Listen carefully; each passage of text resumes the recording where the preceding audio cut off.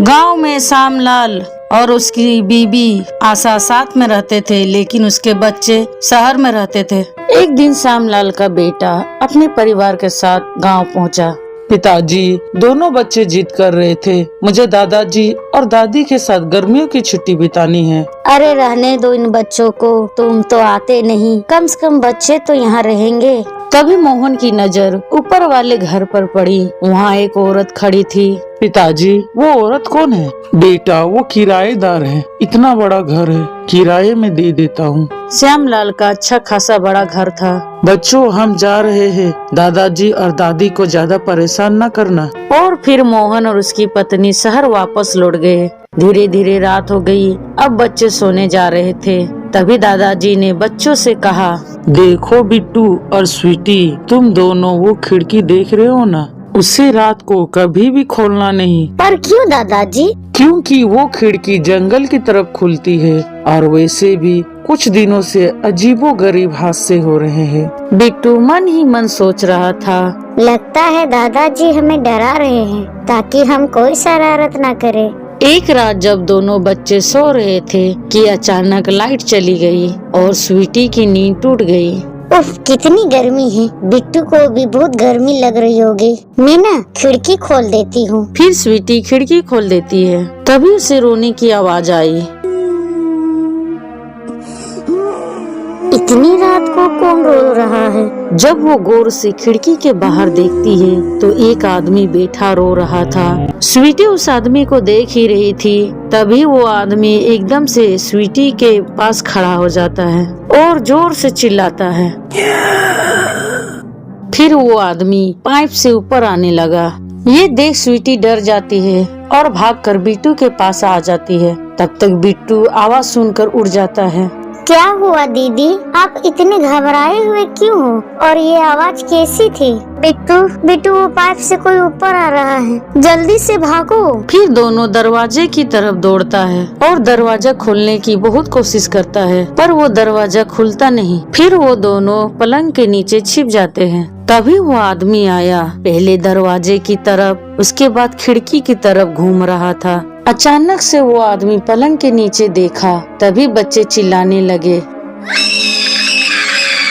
फिर वो आदमी खिड़की से नीचे छलांग मार देता है और कहीं गायब हो जाता है। बच्चों की आवाज सुन उसके दादाजी और दादी आई। अपने दादाजी और दादी को देख बच्चे पलंग के नीचे से बाहर आए। क्या हुआ बच्चों, तुम इतने घबराए हुए क्यों हो और चिल्लाए क्यों? फिर बच्चों ने सारी घटना बताई। तुम दोनों ठीक तो हो? कुछ हुआ तो नहीं? नहीं दादाजी, मुझे कुछ नहीं हुआ। तभी बिट्टू को खून की उल्टी हो जाती है। ये देख दादाजी सब कुछ समझ चुके थे।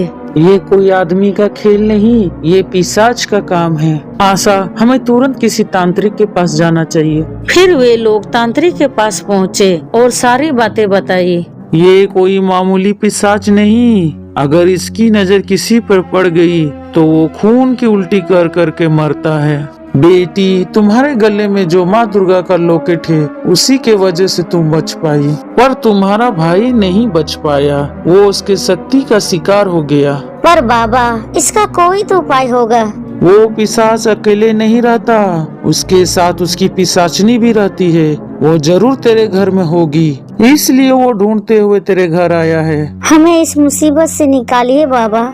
इसके लिए हवन और पूजा करनी होगी, इसलिए मुझे पूजा की कुछ सामग्री चाहिए। ठीक है बाबा। तुम सब तैयारी करके रखना, हम कल रात में आएंगे। फिर कल रात हुई। फिर बाबा जी और उसके चेले आए। श्यामलाल, खून लाओ। फिर श्यामलाल खून देते हैं। तांत्रिक ने उस खून को घर के एक कोने से लाइन बनाते हुए बाहर की तरफ ले गए। श्यामलाल, जब मैं बोलूं तब दरवाजा बंद कर देना। तभी अचानक वो किराएदार लड़की दौड़ते हुए आई और खून चाटने लगी। वो एक पिशाचनी बन चुकी थी और बहुत ही भयानक लग रही थी। फिर खून चाटते चाटते वो पिशाचनी बाहर चली गई। तभी बाबा ने आवाज लगाई, दरवाजा बंद करो। अब श्यामलाल का पूरा परिवार अंदर बंद था और बाहर चौखट में तांत्रिक पूजा कर रहे थे। छोड़ दो मुझे, जाने दो मुझे, मार डालूंगी, सबको मार डालूंगी, जाने दो हमें। लेकिन तांत्रिक उसके चेले मंत्र पढ़े जा रहे थे। छोड़ दो मुझे, जाने दो मुझे, मैं विनती करती हूँ, मैं दोबारा लौट कर नहीं आऊंगी। इधर घर के अंदर सभी को सिर्फ आवाजें ही सुनाई दे रही थी। फिर अचानक सब शांत हो जाता है, चारों तरफ सिर्फ सन्नाटा ही था। श्यामलाल बाहर आओ। फिर सभी बाहर आए। अब वो पिशाच और पिशाचनी कभी भी वापस नहीं आएगी। फिर सुबह हुई और धीरे धीरे बिट्टू की हालात भी सुधर गई। बिट्टू और स्वीटी अब अपने घर लौट गए।